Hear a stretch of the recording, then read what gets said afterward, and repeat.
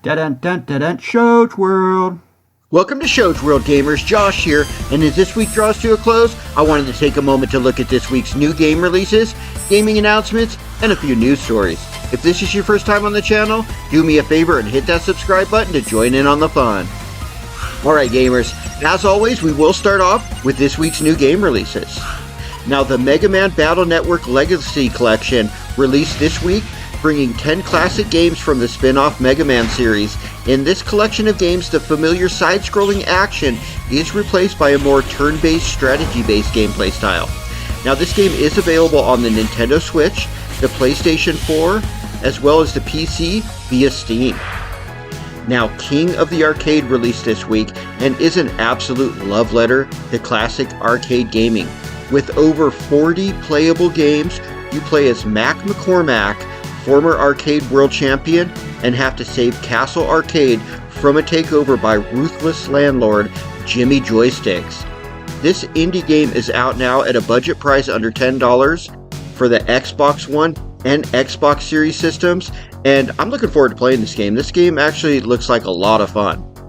Also, Pokemon Stadium released this week on the Nintendo 64 add-on expansion as part of the Nintendo Switch Online service.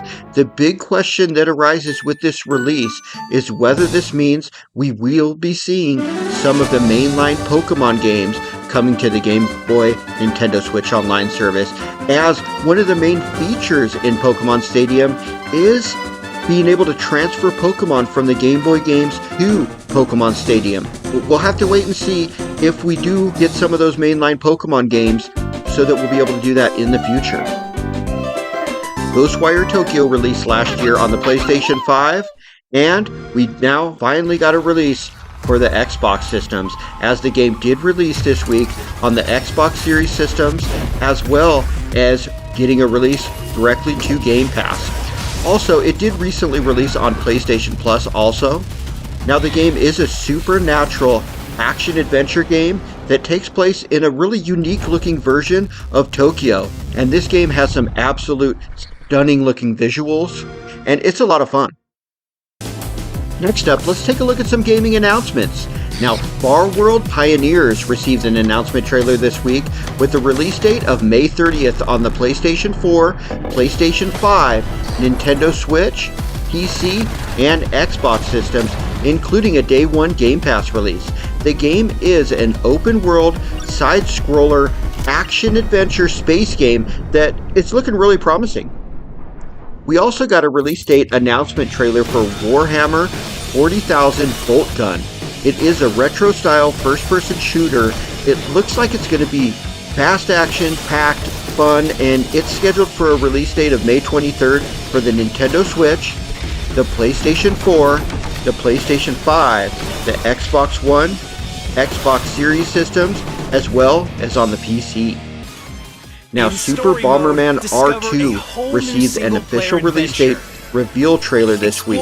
Now, the game is coming out on September 14th, and it will release on the Nintendo Switch, the PlayStation 4, the PlayStation 5, the Xbox One, the Xbox Series systems, as well as on the PC. I am a huge fan of the Bomberman puzzle games, and this has some really cool looking game modes and stuff that they're adding, some all new modes.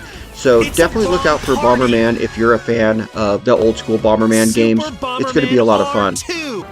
Next up, Trine 5, A Clockwork Conspiracy received an announcement trailer this week. The newest game in the 2.5D adventure with puzzle platforming action game will be coming to the Nintendo Switch, the PlayStation 4, the PlayStation 5, the Xbox One, the Xbox Series systems, as well as the PC. Also, Ravenlock received a release date trailer, and this game looks like it is going to be a lot of fun also. This is a 3D action fantasy adventure game, and it is coming to us on May 4th, so we don't have to wait long. The game is coming to Xbox systems, including a Game Pass Day 1 release, and I'm definitely going to be downloading this game and checking it out because it looks like it's going to be really good.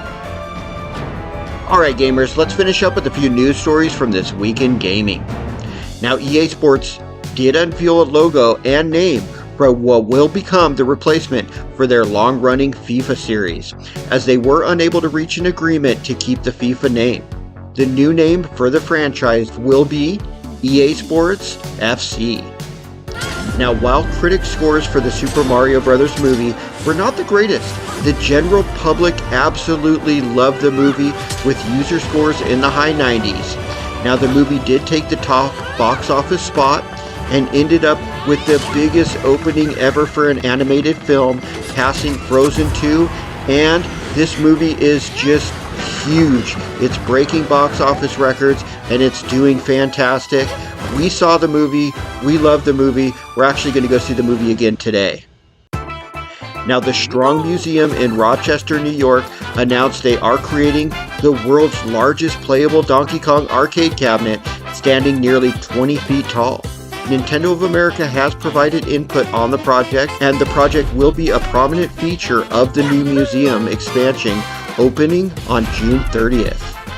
Now, in more Nintendo news, the Big N also announced that Nintendo Live will be returning this year. The in-person event, which took place in Japan last October, will be taking place this September in Seattle, Washington.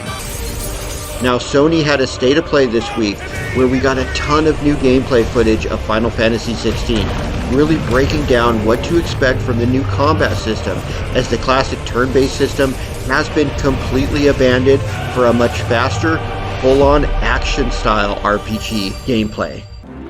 Alright gamers, that concludes this week in review for the week ending on April 14th. The week started with the Super Mario movie having a huge opening weekend at the box office.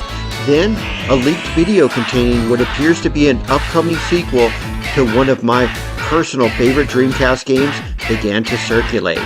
And the week ended with an awesome final trailer for The Legend of Zelda Tears of the Kingdom that gave us our first look at Ganondorf. But let me know anything we may have missed in the comments, and thanks for joining us today, gamers. Shoge World, out.